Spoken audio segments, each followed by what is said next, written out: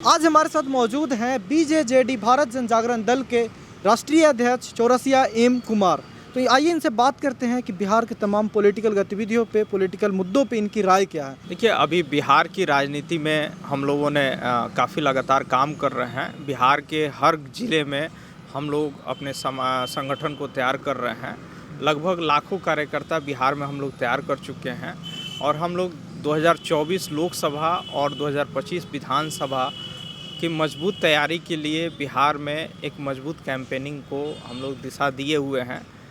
हमारा समाज भी पीछे है और बिहार में अभी बहुत सारी समस्या हैं, जिसको शिक्षा हुआ, रोजगार हुआ, बिहार में इतनी पलायन है, इन सब मुद्दों को लेके एक चीज़ है कि पलायन जैसे रोजगार, पॉल्यूशन, इन सब चीज़ों के मुद्दे पे नई पॉलिटिकल पार्टियां आती है, सरकार बनाती, सरकार के लिए लड़ती है, लेकिन कुछ बाद में उनका कोई स्टैंड नहीं हो पाता या इस तरह के वोट नहीं मिलते उन मुद्दों पे। तो क्या लगता है ये बिहार की जनता है वो वास्तविक मुद्दों पे वोट देती है या फिर इनका कुछ और मंतव्य है, आपका लगता है? देखिए, कहने का मतलब है अभी तक काम पे तो कोई पॉलिटिकल पार्टी बात ही नहीं की है। अभी तक जितनी पार्टियां बात कर रही है, चाहे मैं नाम नहीं लेना चाहूँगा, है ना, जातिगत आधार पे बात किया या धर्म के आधार पे बात किया, है ना, लेकिन अधिकार के आधार पे, रोजगार के आधार पे, व्यवसाय के आधार पे, पलायन के आधार पे नहीं बात होती है ना। और मैं बाईकास्ट, मैं चौरसिया समाज से आता हूँ, तो हमारा समाज भी पॉलिटिकली बहुत पीछे है। तो हम लोग भी अपने समाज को प्रमोट भी करेंगे और साथ साथ बिहार को भी ले चलेंगे आगे। तो रोजगार के लिए क्या आपका ब्लूप्रिंट है? क्योंकि रोजगार की बात करना शायद आसान है, लेकिन बिहार जैसे राज्य में रोजगार वास्तविकता में देना मुश्किल नहीं, अब तो लगभग असंभव सा है कि जितने लोग हैं उनको सरकारी नौकरी में या फिर किसी तरह के प्राइवेट रोजगार में किस तरह से आप एडजस्ट करेंगे? आपसे ज़्यादा क्या कहना है, आप खुद भी पढ़े लिखे हैं। रोजगार बिहार में तो तभी जन्मेगा ना जब शिक्षा बेहतर होगा। जब शिक्षा ही बेहतर नहीं होगा, उसको ख़त्म कर दिया जाएगा, तो रोजगार होगा ही क्या? आप ट्रेंड होंगे तभी ना कुछ करेंगे। इससे पिछली जो सरकार 15 साल थी वो भी रोजगार, शिक्षा को ख़त्म किया। अभी 15 साल जो सरकार है वो उसने भी शिक्षा को चौपट कर दिया। आपको पता होगा कि बिहार एकलौता पूरे हिंदुस्तान में प्रदेश है कि 3 साल का ग्रेजुएशन बिहार में 5 साल में होता है और हम कहते हैं सुशासन की सरकार है।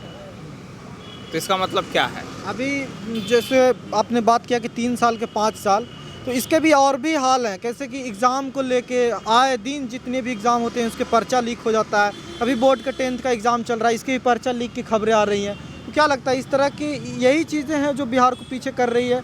और एजुकेशन में अगर कोई पार्टी काम करती है तो इन चीज़ों को कैसे टैकल करेगी? सर, आप खुद बताइए, जब आप स्कूलों में पढ़ाएंगे नहीं, है ना, और आप रिजल्ट चाहिए आपके 80%, तो क्या करेंगे आप? चोरी करा के उनको रिजल्ट दिलाएंगे या ज़बरदस्ती पास कराएंगे। तो आप अपनी नाकामियाँ छुपाने के लिए न कर रहे हैं। और पलायन के मुद्दे पे, बिहार में पलायन जैसे आम बात है, मतलब लगभग अगर औसत देखें तो बिहार का हर परिवार से लगभग एक सदस्य किसी न किसी मुद्दे के, किसी काम को लेके बाहर ही है। चाहे वो काम करे, दिहाड़ी मजदूरी करे या पढ़ाई करे या कोई और सा रोजगार करे, वो बाहर ही जाना पड़ता है। औसतन एक परिवार का तो ये हाल है ही। तो इस चीज़ को कम कैसे किया जाए? देखिए, बिहार एक ऐसा प्रदेश है जो सब चीज़ों से संपन्न है ना, लेकिन यहाँ पलायन कोई करता नहीं है, कराया जाता है।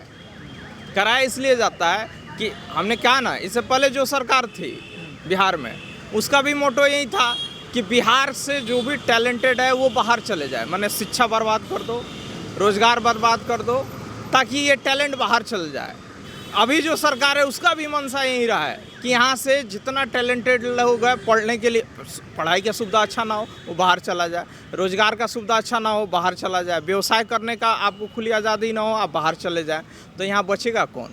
जो सबसे कमज़ोर व्यक्ति होगा वो बचेगा। तो हम अनपढ़ को भी भेज के मुख्यमंत्री, माने विधायक बनाएंगे, सांसद बनाएंगे, राज करेंगे।